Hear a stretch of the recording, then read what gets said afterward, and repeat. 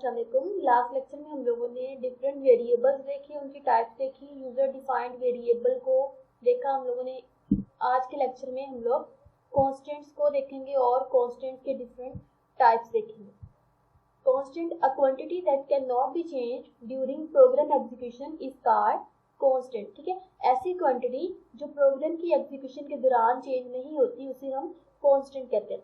There are different types of constants in Visual Basic: literal constants, user-defined constants, and symbolic constants. First हमारे पास है literal constants. Literal constants ऐसे constants होते हैं जिनकी value हम directly जो है वो प्रोग्राम में यूज करते हैं। ठीक है, इन वैल्यूज को हम कहीं स्टोर नहीं करते, लेकिन इन वैल्यूज को हम डायरेक्टली प्रोग्राम के अंदर यूज करते हैं। A value that is typed directly in the program is called literal constant. Any type of value can be used in Visual Basic without storing it in a variable. For example, 10 is a literal constant in expression a is equal to b into 10.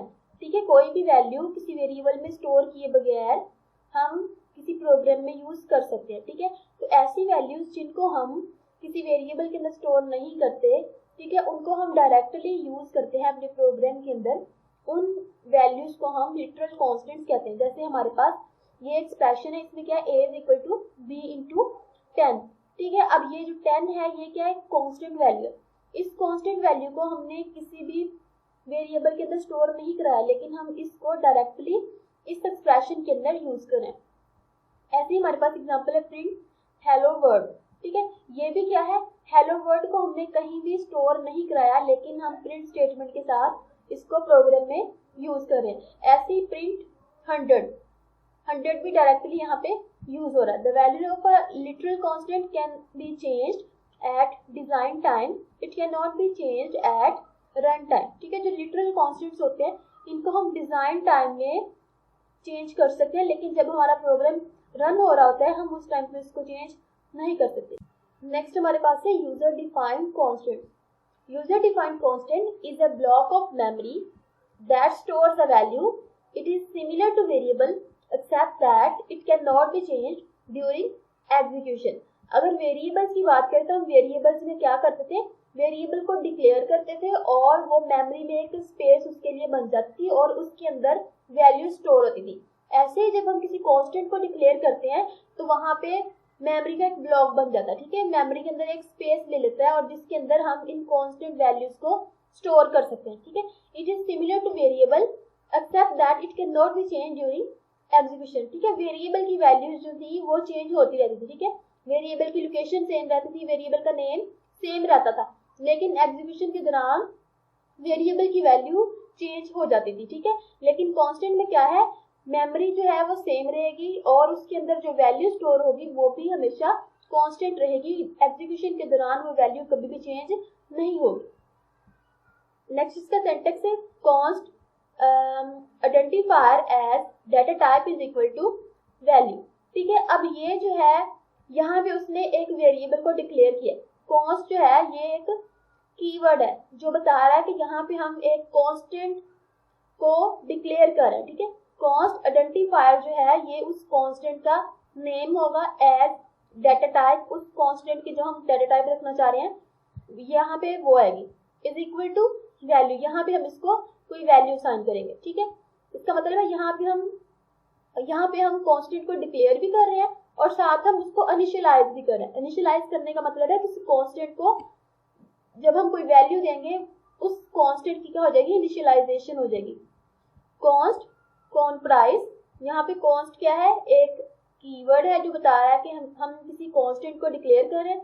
Cone price ये constant का name है as integer, और integer उसकी क्या है, data type है और उसको वैल्यू हम लोगों ने 100 असाइन किया। नेक्स्ट ऐसे ही कॉन नेम हमारे पास एक कांस्टेंट है। ठीक है, जिसके अंदर हम लोगों ने कोई वैल्यू स्टोर करानी। ठीक है, ये वैल्यू हमने इसको असाइन की और इसकी डाटा टाइप हमने क्या रखी है, string. Here const is a keyword that is used to declare a cost. ठीक है, जैसे हम वेरिएबल को डिक्लेयर करते थे तो वहां पे हम डिम कीवर्ड यूज करते थे। ठीक है, लेकिन जब इसके कांस्टेंट के डिक्लेयर करने की बात आती है तो वहां पे हम लोग कॉन्स्ट कीवर्ड यूज करते हैं। नेक्स्ट है rules to define user defined constants. Constant qualifier is used for declaring constant, ठीक है। जब हमने किसी कांस्टेंट को डिक्लेयर करना तो हमें ये कांस्ट क्वालिफायर यूज करना पड़ेगा। User defined constant must be initialised, ठीक है। जब यूजर डिफाइंड कांस्टेंट की बात आती है तो हमें इनको इनिशियलाइज करना पड़ेगा, ठीक है। जैसे यहाँ पे हम लोगों ने कांस्टेंट को डिक्लेयर किया है, साथ ही हमने इसको 100 वैल्यू साइन कर दी, इसका मतलब हमने इसको इनिशियलाइज भी किया। It can not be change during execution, ठीक है। और ये जो कांस्टेंट वैल्यू है ये कभी भी एग्जीक्यूशन के दौरान चेंज नहीं होती। नेक्स्ट हमारे पास प्रोग्राम है, write a program that inputs number of books in a text box, ठीक है। इसमें आपने क्या करना है, एक टेक्स्ट बॉक्स लेना है और इसमें इनपुट क्या करेंगे, नंबर ऑफ बुक्स एंटर करेंगे, ठीक है। It calculates the cost of books and display it on a message box, ठीक है। दूसरा आपने मैसेज बॉक्स के थ्रू क्या करना है, उन बुक्स की कॉस्ट या कीमत कैलकुलेट करनी है। The price of book is stored in a constant, और बुक की जो प्राइस है वो आपने एक कांस्टेंट के अंदर स्टोर करानी, ठीक है। सिंपली ये प्रोग्राम क्या कह रहा है कि पहले बुक की जो प्राइस है उसको आपने किसी कांस्टेंट के अंदर स्टोर करवाना, ठीक है। फिर एक टेक्स्ट बॉक्स लेना है, उसके अंदर आपने नंबर ऑफ बुक्स एंटर करनी है, ठीक है। और नंबर ऑफ बुक्स को और बुक्स की प्राइस को देखते हुए बुक्स की कॉस्ट आपने कैलकुलेट करानी है और उसका रिजल्ट जो है वो मैसेज बॉक्स के थ्रू शो कराना है। नेक्स्ट हम इस प्रोग्राम को जो है वो रन करके देखते हैं, ठीक है। मैं इसके लिए विजुअल बेसिक 2008 ओपन कर रही हूँ।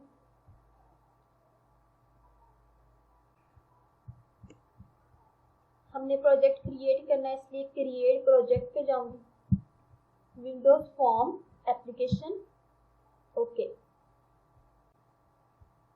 यहाँ पे मेरे पास फॉर्म आ गया, ठीक है।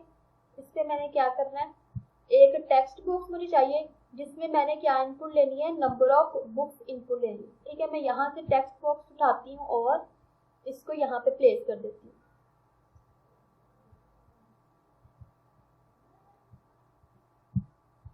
इसके अलावा मुझे एक बटन चाहिए, ठीक है, जिसको प्रेस करने पे कॉस्ट कैलकुलेट होगी बुक्स की, ठीक है। मैं इसको यहाँ से ड्रैग करके यहाँ पे प्लेस कर देती हूँ। यहाँ पे मैं बटन का नेम चेंज कर देती हूँ, इसके ऊपर जो टेक्स्ट है वो चेंज कर देती हूँ। यहाँ पे मैं लिख देती हूँ कैलकुलेट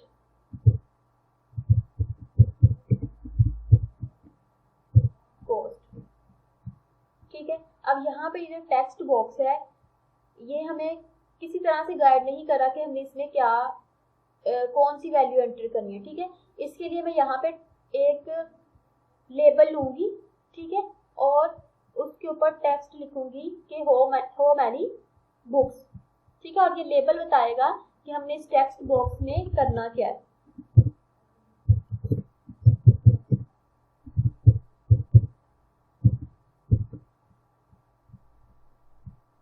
ठीक है,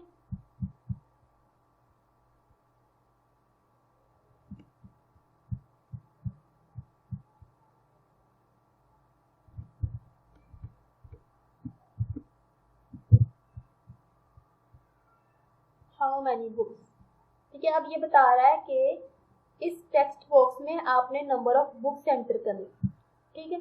अब मैं चाह रही हूँ कि इस बटन को प्रेस करने से कॉस्ट कैलकुलेट हो, तो मैं इस बटन के ऊपर क्लिक करके यहाँ पे मैं कोड लिखूंगी, ठीक है। ये कोड विंडो ओपन हो जाएगी और यहाँ पे मैं कोड लिखूंगी। सबसे पहले मुझे एक कांस्टेंट डिक्लेयर करना पड़ेगा और उसको इनिशियलाइज करना पड़ेगा, क्योंकि उन्होंने प्रोग्राम में क्या कहा है कि कांस्टेंट की वैल्यू जो है आप लोगों ने स्टोर करानी है, ठीक है। कांस्टेंट के अंदर आपने वैल्यू स्टोर करानी, तो मैं यहाँ पे क्या करूंगी, सबसे पहले कांस्टेंट को डिक्लेयर करूंगी और उसमें एक वैल्यू स्टोर कराऊंगी। तो उसके लिए कौन सा कीवर्ड है, कॉस्ट प्राइस के नाम से मैं यहाँ पे एक कांस्टेंट ले लूँ, ठीक है, एज इंटीजर। इसकी डेटा टाइप क्या है, इंटीजर, ठीक है। और साथ ही इसको वैल्यू असाइन कर देते हैं 100। नेक्स्ट हम लोगों ने दो वेरिएबल्स लेने हैं, ठीक है। वेरिएबल्स किस लिए लेने हैं, एक तो वो वेरिएबल जिसके अंदर हम लोगों ने नंबर ऑफ बुक्स स्टोर करानी है, दूसरा वेरिएबल किस लिए, कैलकुलेट करने के लिए कॉस्ट को, ठीक है। जो कॉस्ट कैलकुलेट होगी वो वैल्यू कहीं पे स्टोर करानी है तो उसके लिए भी हमें एक वेरिएबल डिक्लेयर करना पड़ेगा। ठीक है, तो मैं वेरिएबल को डिक्लेयर करने के लिए कौन सा कीवर्ड यूज करते हैं, डिम बुक्स एज इंटीजर, ऐसे dim cost as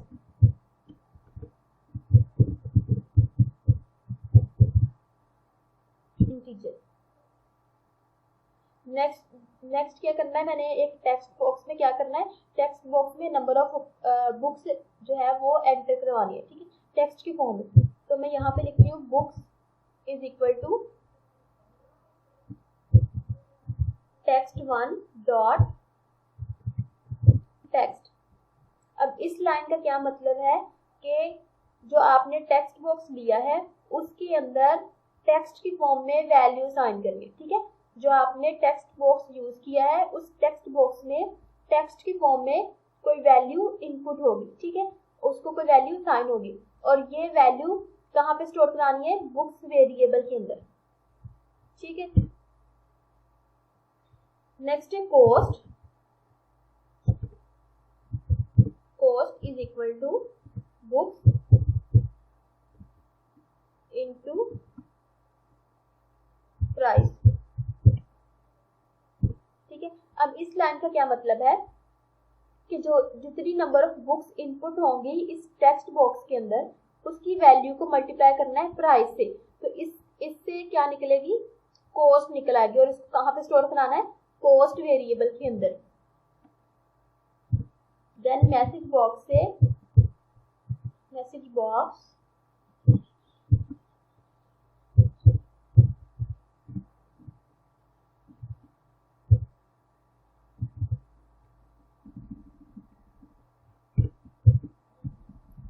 total cost is equal to, ठीक है, मैसेज बॉक्स से हम लोगों ने क्या शो करवाना है, टोटल कॉस्ट शो करानी है और उसके लिए मैं क्या लिखूंगी, total cost as it is display होगा, इसके बाद क्या आएगी, कॉस्ट की वैल्यू। ठीक है, इस कॉस्ट वेरिएबल के अंदर जो वैल्यू स्टोर होगी वो मैं यहाँ पे डिस्प्ले कराऊंगी। इसके लिए मैं यहाँ पे कंकैटिनेट ऑपरेटर यूज करूंगी और साथ वो वेरिएबल लिखूंगी जिसके अंदर जिसकी वैल्यू जो है मैंने यहाँ पे डिस्प्ले करानी। नेक्स्ट वीबी इंफॉर्मेशन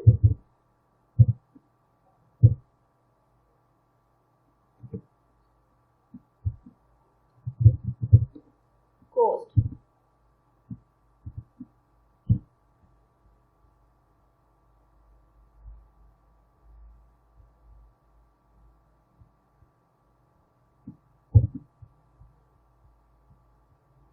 अच्छा, अब यहाँ पे total cost as it display होगा, इसको कंकैटिनेट कराएंगे, कॉस्ट की जो वैल्यू होगी। नेक्स्ट है वीबी इंफॉर्मेशन। आप लोगों ने मैसेज बॉक्स के जो है वो सेंटेंस में पढ़ा था कि जो सेकंड नंबर पे होगा वो क्या होगा, जो हम लोग उस मैसेज बॉक्स के ऊपर सिंबल शो कराना चाह रहे हैं सेकंड नंबर पे हम वो लिखेंगे। ठीक है, तो यहाँ पे वीबी इंफॉर्मेशन है तो यहाँ पे इंफॉर्मेशन वाला सिंबल डिस्प्ले होगा मैसेज बॉक्स पर। और थर्ड नंबर पे हम लोग क्या लिखते हैं, जो हम उस मैसेज बॉक्स को टाइटल देना चाहते हैं वो हम लोग थर्ड नंबर पे लिखते हैं।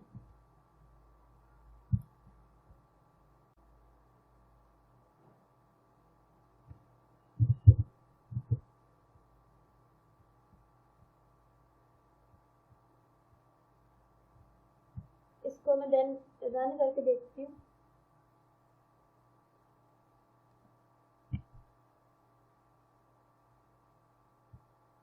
यहाँ पे देखिए, अब जैसे मैंने जो है इसको रन किया, यहाँ पे क्या डिस्प्ले हो रहा है, लेबल। ठीक है, और ये लेबल मुझे क्या बता रहा है कि इस टेक्स्ट बॉक्स में मैंने क्या एंटर करना है। मैं यहाँ पे 7 एंटर करती हूँ और कैलकुलेट कॉस्ट पे क्लिक करूंगी तो ये मैसेज बॉक्स शो होगा और मैसेज बॉक्स जो है वो चीजें डिस्प्ले कराएगा जो मैंने यहाँ पे लिखी है। ठीक है, मैंने टोटल कॉस्ट कहा था एज इट इज डिस्प्ले करा दो, इज इक्वल टू उसके साथ था। ठीक है, और नेक्स्ट जो है उसकी कॉस्ट कैलकुलेट करके आगे डिस्प्ले करा दो। और ये किस वजह से है, क्योंकि वहां पे मैंने वीबी इंफॉर्मेशन लिखा था, इस वजह से ये सिंबल आया। और कॉस्ट यहाँ पे क्यों आया है, क्योंकि यहाँ पे थर्ड नंबर पे मैंने कॉस्ट लिखा था और ये क्या कहता है कि ये बताता है कि आपका जो मैसेज बॉक्स आएगा उसका टाइटल क्या हो।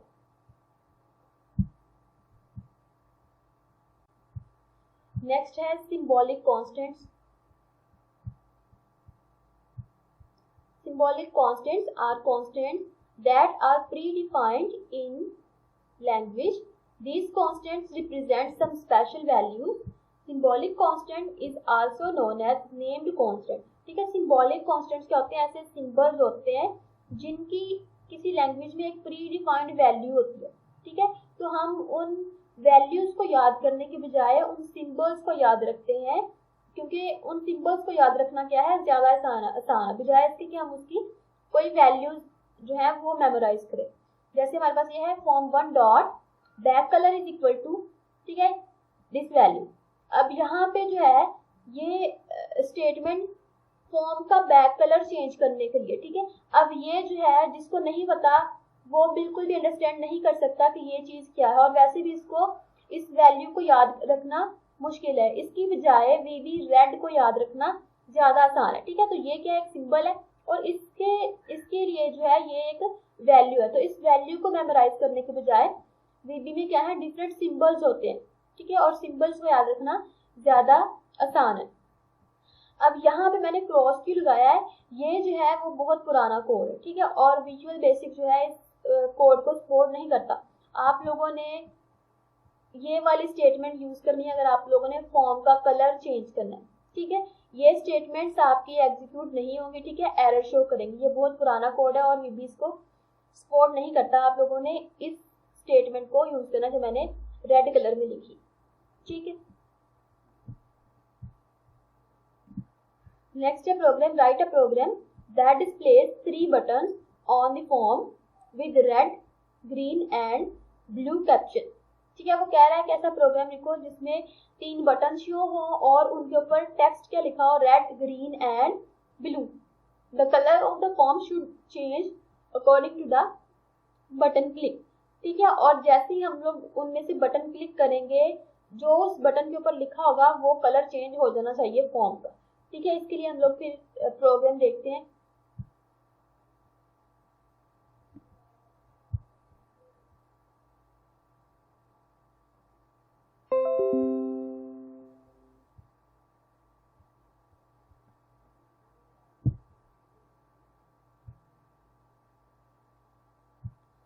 ठीक है, यहाँ पे मेरे पास फॉर्म आ गया।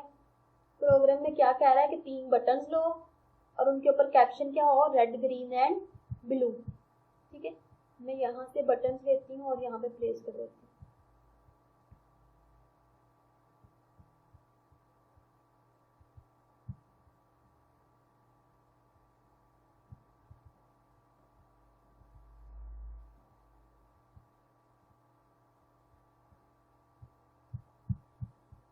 इस बटन का टेक्स्ट रख देते हैं रेड,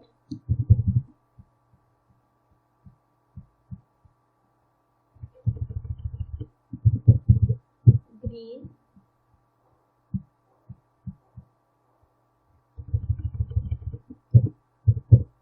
और इसको ब्लू। अब मैं चाह रही हूँ जब मैं ये वाला बटन क्लिक करूँ तो ये फॉर्म का जो बैक कलर है वो रेड हो जाए। ठीक है, तो मैं इसके लिए क्या करूँगी, इस बटन के ऊपर डबल क्लिक करूंगी और कोड विंडो ओपन हो जाएगी और यहाँ पे मैं कोड लिखूंगी जिसकी वजह से आपका फॉर्म जो है वो रेड कलर का हो जाएगा। ठीक है, तो मैं यहाँ पे क्या लिखूंगी, कलर, यहाँ पे भी लिखूंगी बैक कलर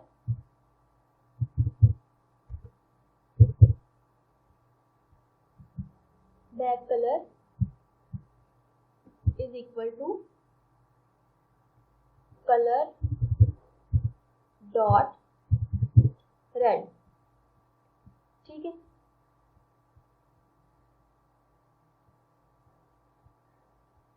अब मैं ये ग्रीन बटन से चाह रही हूँ कि जब मैं इसके ऊपर क्लिक करूँ तो ग्रीन कलर शो हो। तो यहाँ पे मैं क्या लिखूंगी, बैक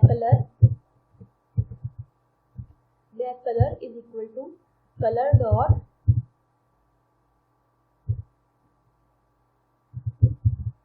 ग्रीन।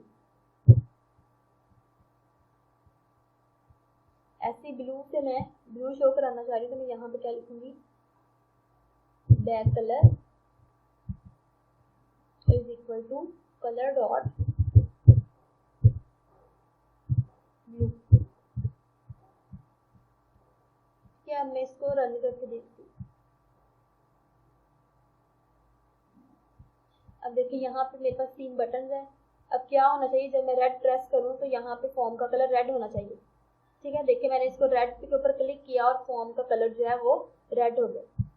ग्रीन पे क्लिक किया तो ग्रीन हो गया, ब्लू पे करूँगी तो ब्लू हो जाएगा। ठीक है, इस तरह से हम लोग कलर चेंज कर सकते हैं फॉर्म में।